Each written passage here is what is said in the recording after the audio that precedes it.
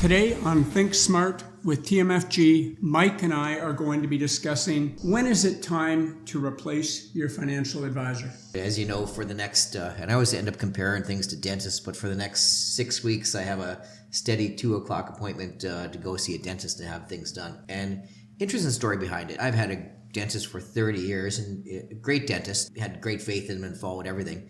And he started to get to the point where he became less interested. I've noticed he was sort of missing a bunch of appointments and that. And eventually he went and retired last year. I went in and one day I didn't get told he just wasn't there anymore. And they said, we have a new dentist. And I followed this guy from So Richmond. You never get told? You just went in and there was Yeah, just went in and he wasn't there. Okay. Oh, there's a new person there, right? Okay. And I followed him around from, he was originally in Richmond Hill, then I went to Vaughan, then I was driving out to Mississauga. And I said, well, I'm not driving to Mississauga anymore, right? So I just changed my dentist. And so I go get a new dentist through some references, and he takes out all the stuff and does all the usual dentist stuff. And all the equipment he was using was incredible. He had these things where he's taking pictures of my teeth in all these areas and could show me all the problems I had. And, I went for x-rays before, but this was a whole new line of things. And, of course, I had a bunch of problems with my teeth that have happened.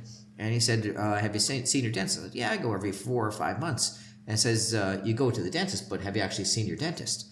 I go back, I think, I go get my teeth cleaned, but I haven't seen a dentist probably in 2 years. So he probably retired a year and a half before I knew he retired. It wasn't until I had a fill-in that I realized he was actually gone.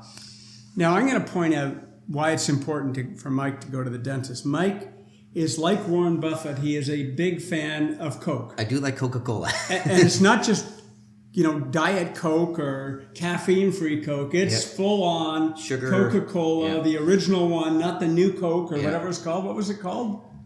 Was it New Coke? Coke Zero or Coke? Coke. So it's none of those? No. It's the full-out sugar. And how many a day? About 2 to 3. Okay, but you don't drink coffee, right? I don't drink coffee. Okay, so Coke is your coffee, I guess. I don't drink water either, so. Okay. So Coke is your water and your coffee. Yep. I think that's important for our audience to know that. It was funny seeing that and realizing that, I didn't realize it at the time because I hadn't had other experiences. I just thought that my dentist was up to date. And when I went to go see someone new who was up to date, it just blew me away of how important it is to do that. And whenever I see things in life, I always go and try to compare them back to our business. And, we watch a lot of advisors. And age is a great thing with advisors. You want an experienced advisor at times because they've been through things and they understand things. But there's a fine line where you get to the point on been through things and understand things where they start to become out of it. And we've seen this happen with many advisors in the past, and they just become less interested. So I figure we talk about that and what to know about financial advisors, when to realize, a lot of clients say, we have an account with an advisor, he's been great for the years, but I want to wait till he retires. And they don't want to move accounts over till they retire. And they leave with an advisor who's doing nothing for them for a long period of time, sometimes 3 or 4 years, and damage happens to the portfolio. Same as damage happened to my teeth. They want to be nice. I want to be nice to my dentist. I had faith in them. He was once a great dentist. And they might have had an advisor that was once a great advisor. But sometimes they stick too long. And let's talk about that. So, there's a couple of examples. I think 2 things that come to mind. One, a number of years ago, we took over a practice for a retiring advisor, very successful advisor, had a long career. And we started running the meetings jointly with him for a while as we were transitioning the clients over to us. And I remember after about a month, he came to me and said, I didn't realize you were operating at a different level than I was. Yeah. He said, you are so more advanced, so more in tune with all the different things that people can be doing financially. Yeah. And I had lost the focus. And I probably should have done this years ago. I also had a situation where a client reached out to me and said, my wife had received an inheritance that we didn't tell you about. Yeah. And she felt loyal because her mom had passed away and she had a financial advisor at the time. So this gentleman's wife decided to leave the money with that older advisor. Yep. And eventually that advisor retired. And he came to me and he said, would you like to take over this money now? But he said, because it's really underperformed. It's only earned 5%. in an all equity portfolio for the last 5 years. Yep. And I looked and said, 5% in an all equity portfolio, that's not even possible. Yep. Sure enough, it had earned 5% over the last 5 years in an all equity portfolio. Yeah. And it just spoke to why I always believe you got to get all of your money working as hard as you can all the time. No passive money. You work hard for your money. You got to pay taxes on any money you earn. Yeah. Get that money working for you as best as possible. Well, some of the companies that used to be the mainstays of portfolios that the old brokerage mind used to keep in their portfolio, oil companies had a rough run, and we watch companies like, even when you look at Bell and things like that used to be staples of portfolios, their prices have struggled. So, sometimes that old way of investing, not internationally diversifying, just using Canada, kills you.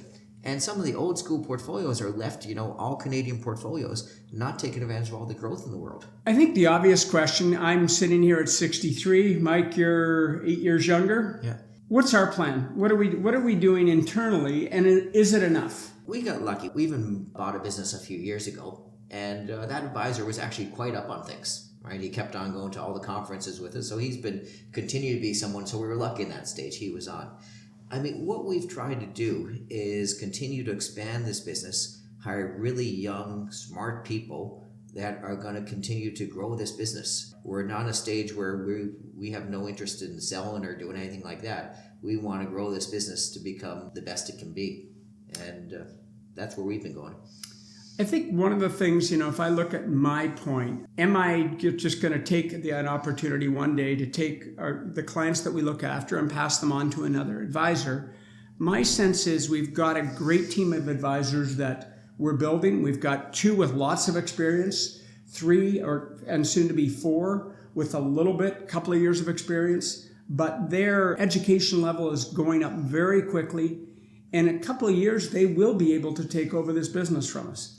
We don't know how quickly that will be. You're a lot younger than I am, so you're going to be around here for a much longer time than I will be. But I feel so much better because we've got this plan in place for the next generation. I mean, the things that you look, how do you identify it? So if you have an advisor, how do you out there identify it? First of all, look at the tools they use, right? What advisor tools do they use? Let's go financial planning software. We've updated about 4 or 5 years ago. We've always used Naviplan. We went to an online version, which is much more advanced. And I know you're continuing to still look at new programs that may even offer more for the financial planning side.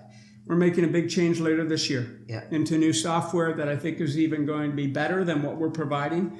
What we've provided to our clients, actually we've been with Naviplan for 20 years, but it's been great. It's cash flow based. It still works. I just think some of that technology, it's got AI built into it with the new one. We can download the statements automatically and the information automatically into it. So there's a lot of bells and whistles with it. And I'm looking forward to introduce it to our clients. These are advancements that show you have an advisor that's actually modern. And as you bring up AI, is your advisor using AI? Right? They should be using AI. You need that in there, right? So is that part of the portfolio of what they're using? I guess the next thing, what type of investments are they using? So my first clue, I was thinking we're talking about creating a wall reviewing TMFG's history. And one of the decisions we made about 20 years ago is that active investing doesn't really work. It's too expensive. It's too difficult to do. It's too difficult to beat the market. And yet 50% of advisors out there or more are still believing in active investing, and therefore their clients are still actively invested. In 3 seconds, I can tell if I look at someone's portfolio, if their advisor is still with it or not. I mean, it just, as soon as I see them, first of all, I see individual stocks in there that are being traded like an old brokerage account. That's from 20 years ago. If I see, I'm not going to go to the names, but I see the old mutual funds with MERs that are up, 2.2, 2.5% being traded around there, I know that advisor hasn't been with it. If I still see a mutual fund, even though you're not allowed to sell them anymore with a deferred sales charge, I know recently that advisor has not been with it. Right? So these things you can tell when you go look at a portfolio to see if they have a modernized portfolio. I think one of the things that has really helped us is constantly trying to get in front of our clients. Whether we've seen them 2, 3, 4 times a year, we make that our priority.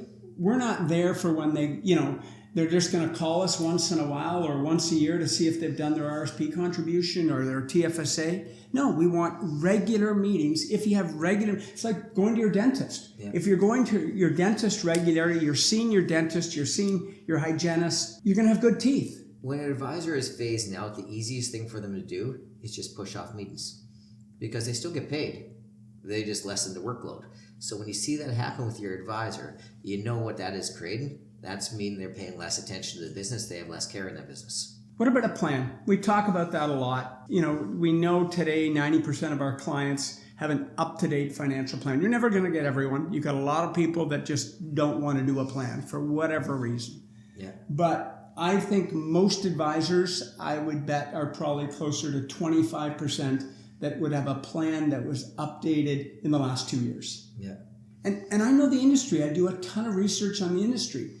There's some great financial advisors out there, but there's also a lot of really mediocre. Just lazy. Just lazy. Yeah. It's not their focus. You know, they like the relationship. They get them into a bunch of active mutual funds. You know, the returns are reasonable, but they're not really monitoring their taxes. What are distributions? It's a problem. They go on autopilot, right? They just put their business on autopilot. They go, okay, I'm making good money. I'm just going to go and stay out where we are, not try to make any waves, and just go and keep on making money out of it. I guess the big thing that comes up too, and we talked a little bit about this, is look at the staff your advisor has hired and look at what they're hired. It's great to have experience on staff. We have some great experienced staff that have been with us 20 plus years. But in addition to that, we try to hire younger people that are really, really smart. And, you know, when you find advisors that are phasing out, they don't want to pay the money. They don't want to go and put that into their future. So if you take a look at the staff that's working for your advisor, you can really tell where that company is going. I was talking about this the other day with someone. Are staff an expense or an investment? And most people, if you ask them that question, their first response would be they're an expense. Yeah. Labor's expensive. I've never viewed team members as an expense. Yeah. I view them as an investment. And if I bring in someone who's got some potential, I'm making an investment. Yeah. And if it's costing me $60,000 a year, $100,000 a year, I'm paying that monthly. So it's a monthly investment, and I'm hoping for a reward. Yeah. I'm hoping that they can move our business forward. They can take a piece of our customer service. They can do a better job marketing our business. They can create better data for us to analyze, to review our client base, to see where we can help them more. We're hiring people now who I can honestly say you sit down and they have a lot more knowledge on things than I do in a lot of areas. And I'm blown away by what they actually know, what they can create, how they think. It's great. So, is it time to change your financial advisor? It may be. We've talked about some things today to look for. This is Rob and Mike. That brings us to the end of another week. We're with Think Smart from the McClelland Financial Group of Asante Capital Management.